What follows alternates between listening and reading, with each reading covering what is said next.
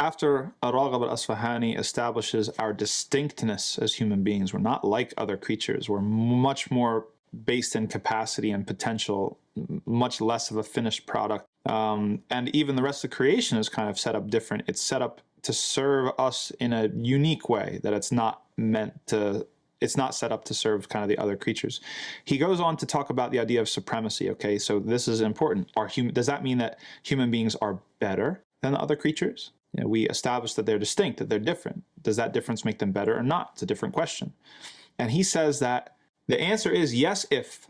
It's not an absolute yes. It's a potential yes, because we are potential. We are capacity. We're unrealized. He said that we have the potential to be better than every other creature. And he uses as his proof Surah Al-Shams, قَدْ أَفْلَحَ مَنْ زَكَّاهَا وَقَدْ خَابَ مَنْ دَسَّاهَا. Allah is talking about his creation of the soul and how the truly successful person is the one who purifies it, and the person who wastes it or who buries it through neglect and through mismanagement, then they are a failure. And so if a human being neglects their soul, neglects their self, doesn't develop themselves, never reaches their potential, only stays at that base level, the beginning level of human purpose, which is imara, livelihood, then that person is just like an animal. Or there might even be worse than an animal if they're doing all these sorts of evil, if they're choosing to do evil things. But if a person is able to move through the ranks or ascend the levels of purpose and then recognize his debt or her debt and be grateful to Allah